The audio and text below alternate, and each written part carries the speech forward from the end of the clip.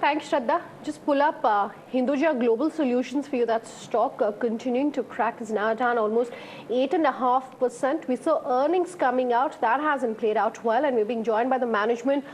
Partha Desakar, Global CEO of Hinduja Global Solutions, to run us through what really happened this quarter.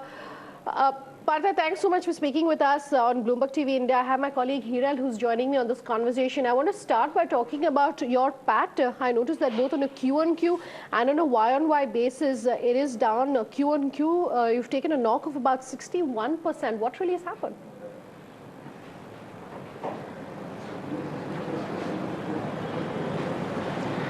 So quarter one has always been a slow quarter for us, because volumes decline in this particular quarter. But on top of that, we've also been hit by headwinds in our Canadian operations. The Canadian operations have had a couple of challenges coming up. We're facing some labor force shortages in Canada, and the minimum wages have also increased.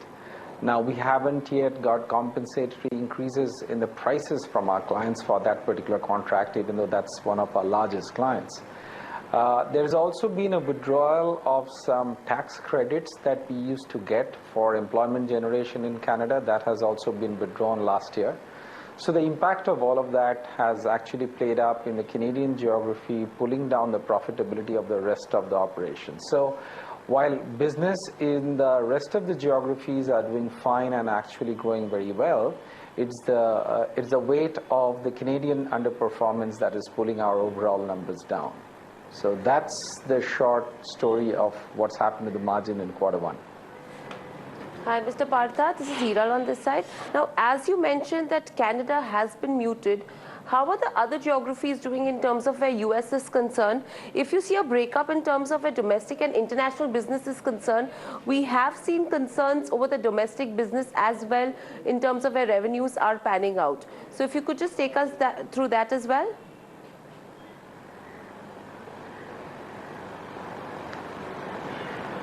When you say domestic, you're talking about the India domestic operations?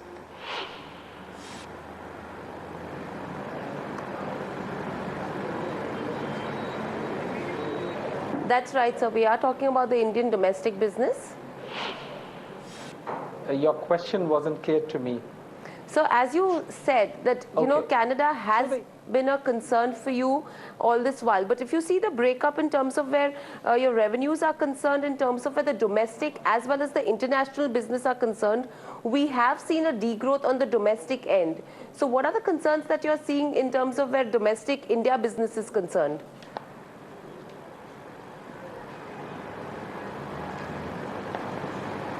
See, the India domestic business is a very small proportion of our business, and we have traditionally, for the last 2-3 years, we have laid low in the India domestic piece. We have not really grown that business because margins in that business is quite tight.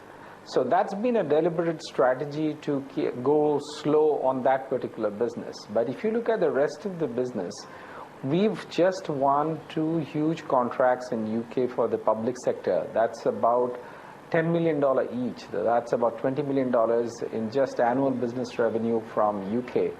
And on top of that, we've done another contract in Canada for another $6 million. So that's, if you combine the 3 of them, that's about $26 million of annual business revenues that we've already signed up for. And that's going to pan up over quarter 3 and quarter 4. So growth on the other geographies is not an issue.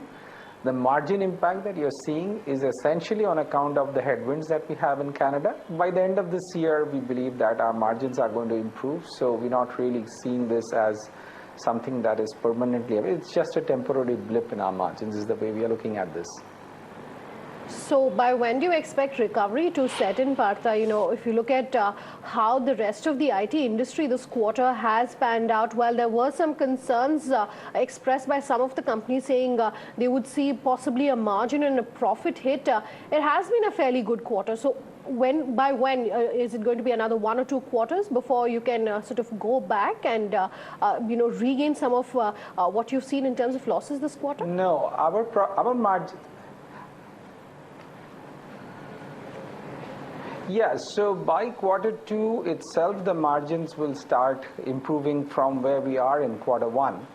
It's not the Canadian problem will get solved by quarter two. The Canadian problem will get sorted out over a little longer, but the contribution from the other geographies will more than make up for the situation that we are seeing in Canada. So we see improvement in margins from this quarter itself, the coming quarter itself, and it will improve further in quarter three, quarter four is the way we are seeing these things.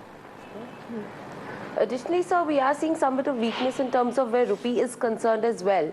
So what kind of an impact are you taking out of this, and what are you seeing in, I mean, have you seen any impact in this quarter and anything to be fallen in the next quarter as well?